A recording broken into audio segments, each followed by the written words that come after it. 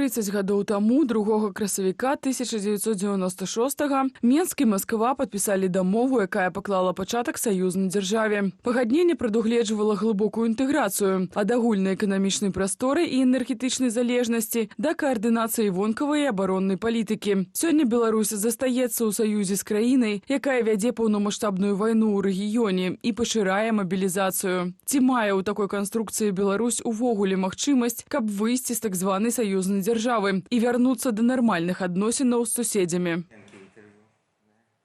Віталь Цыганкоў, палітычны аглядальнік у нашай студыі. Добрый вечар. Прывітанне. Віталь, паглядзеў я, ну, хоць ты не любіш, калі глядаць твою біяграфію, колькі табе год, але я паглядзеў у 96-м годзе журналіст Associated Press, таксама карэспандэнт расійскай независимай газеты, актыўна ў падзеях тых быў унутры. Радыё Свабода і газета Свабода, це самае галоўнае. Ну, 96-97. І звалі гэтага карэспандэнта як? 96-м, так. Так. У 96-м, калі вось гэта ўсё адбывалася, вы пісалі пра гэты саюз, я паглядзеў, ну, тады гэта выглядала як такая тактычная гульня Лукашэнкі, вось ён толькі стаў прэзідэнтам, узмацняе ўладу. Ці ўжо тады у вас было адчуванне, што гэта надоўга і з сур'ёзнымі наступствамі? Давайте по порядку. Да, было адчуванне, што это пры Лукашэнку надоўга, паколькі ўжо в 95-м годзе, праз год пасля свайго абрання, ён зрабіў рэферэндум, у якім, ну, падавіў апазіцыю, так сказать, знішчыў аднаасобную дзяржаўнасць беларускай мовы, зрабіў дзяржаўную рускую мову, і там яшчэ былі пытанні пра герб і сцяг, як мы добра ведаем, і пра інтэграцыю з Расіяй у тым ліку. Там было пытанне на рэферэндуме 95-го года. І было зразумела, што ён гэта пачне. Уже тады, в 95-м годзе, ён сказаў не публічна, але гэта апублічылі его былыя паплечнікі, здаецца, Федута. Ён сказаў: «Беларусь для мяне пройдзены этап». Стала зразумела, што ён, вот гэта ідэя інтэграцыі, ён, безумоўна, мае на ўвазе не толькі галоўнае, так сказать, сесть на расійскую іглу дапамогі, паколькі вот пасля таго, як ён в 95-м правёў гэты рэферэндум, ён вырашыў, што не трэба ніяк нічога прыдумваць, там рэформы, нейкія адносіны з захадам складаныя, і захад, дзе трэба дэмакраты і правы чалавека. Я просто пачну інтэграцыю з Расіяй, і за гэта Расія мне будзе плаціць. То, што называецца газ і нафта в обмен на пацалункі. Так реально было. Ён гаварыў пра расійскія прамовы, ён зрабіла расійскую мову дзяржаўнай, за гэта Расія яму плаціла.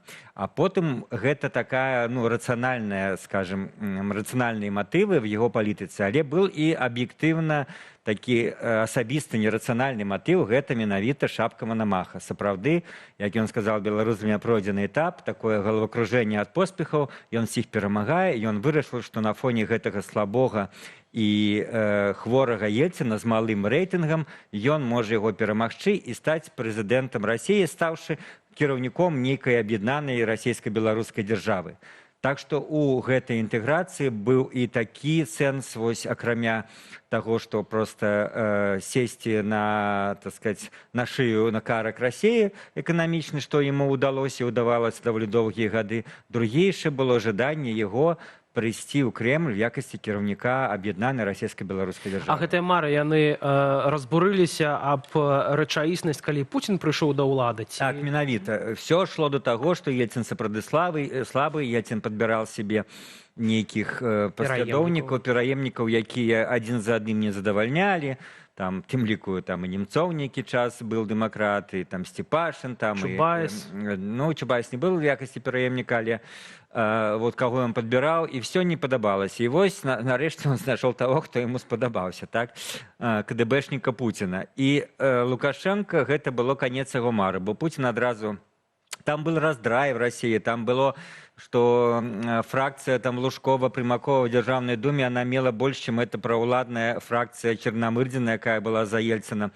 Але Путин пришел, все переломил, спочатку олигархов, потом и оппозицию, и так консолидовал уладу в своих руках, что ни на про якую уже магчимость шапки Мономаха здобыть уладу России не была размова. И тады Путин и сказал: ну, коли вы так хочете интеграцию, давайте 6 областями долучайтесь. Лукашенко там, это было в России, промолчал, приехал в Минск и сказал, нават Сталин такого николи не ображал, так белорусский народ. И он зразумел, что сапраўды в этой интеграции можно заиграться, тем больше не с этим широкая душа Ельциным, а с этим циничным хитрым КДБшником можно заиграться. И он начал поводить по-своему. И он начал трошки отбиваться от интеграции, и он начал умацовывать всякие структуры, структуры суверенитета, структуры улады. И он фактично с того часу уже там спочатку, может быть, там нулевых, он уже фактично отбивался. И самый пик был в 19 году, когда он, памятаете, были эти так званые мапы интеграционные, и он просто на такой конфликт пошел с Россией, что это протягивалось до выборов 2020 года. До речі, вже всі забили про ці карти, їх там було 19 ці 20, їх там неяк об'єдновували, частку виніку підписали, частку дагэтуль не підписані. Основне питання сьогодні, выдатны такі экскурс ты зрабіў, так, як это все развівалася, эволюцыянавала эта думка Лукашэнкі па інтэграцыі з Расіяй. Ці ёсць дарога назад? Інакш, ці ёсць бяскроўная дарога назад? Безумоўна, безумоўна. Як это адбываецца? Ну, тяжко сказать людям, якія вот жили в Советском Союзе, кто-нибудь из них мог уявить, что Советский Союз развалится, если при их житті. По-перше, большинство про это не думала, не марила, ну, житті уже другие, больше такие, ну, скажем, диссидентские, там, про это думали, але не верили, что это может отбыться когда-нибудь при их житті, застой будет навечно. Союз развалился. Мы не ведаем, что будет с сегодняшней Россией. Я, в огуле, прихильник того, что нечаканные для России и у России подеи могут отбыться худшей, чем мы думаем.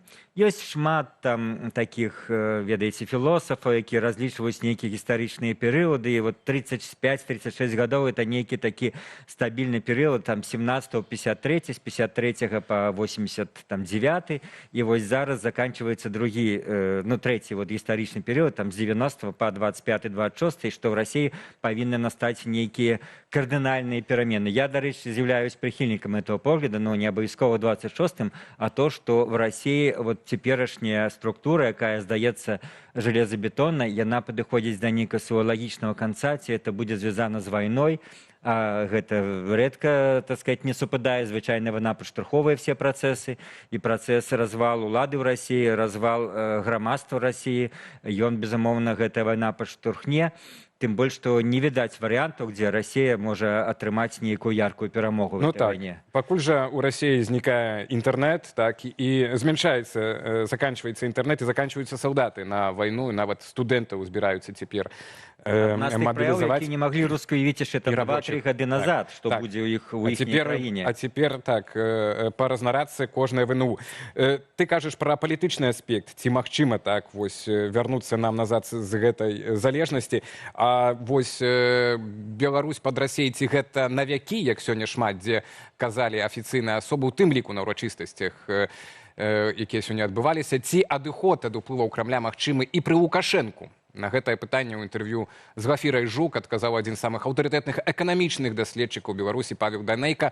Паводле яго ключавой падзеяй у гэтай гісторыі, так як і кажа Віталь, можа стаць мірная дамова па выніках вайны ва ўкраіне.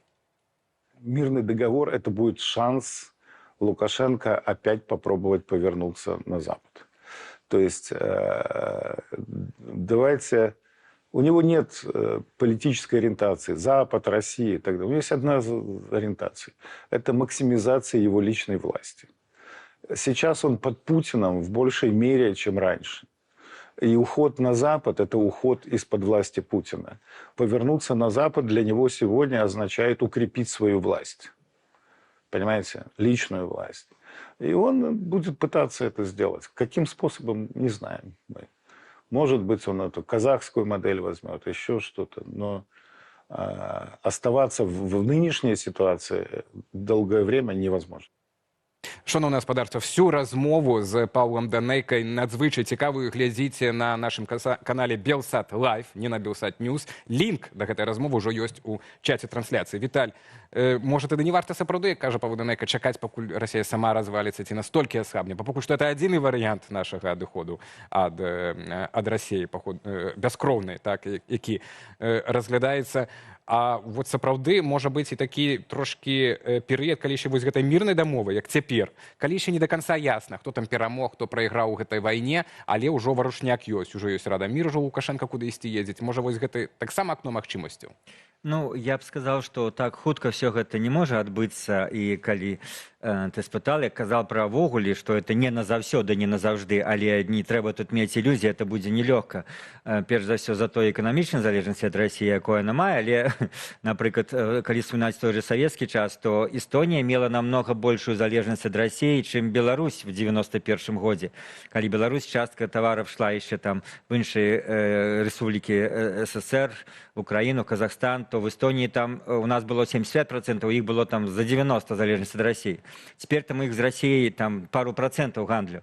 И они переориентовались, за эти 30 годов было бы ожидание, был бы настрой, тем больше, что эта переориентовка... До 20-го года и у нас было 40%, каля 40% только из России. Ну так, там вот Лукашенко, что вот в эти часы, он ставил задачу треть на Россию, треть на Евросоюз, и треть на третьи краины, третий свет. Так, это не тяжко зрабіць, умовно скажем, завтра все гэтыя беларускія нафтапрадукты зноў пойдуць на захад, это одним свистком робится, это не трэба там цяжкага пераабсталявання, для этого все готово.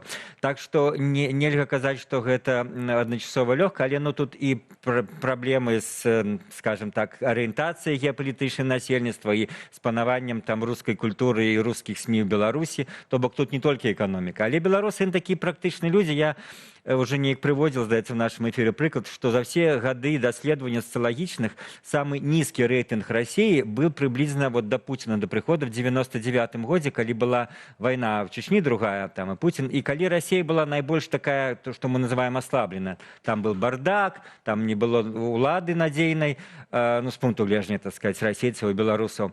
Там был этот кризис 98-го года. На той момент это было там ледь не там 15-20% за інтэграцыю з Расіі, а астатнія за неваход нікуды, альбо за інтэграцыю з Захадам. То бок, толькі калі Расія пачынае аслабіваць, беларусы, тыя ж самыя, якія нібыта себе в нейкіх пытаннях называюць прарасійскімі, становяцца абсалютна прабеларускімі, празаходнімі. Такі у нас цынічна-практычны народ.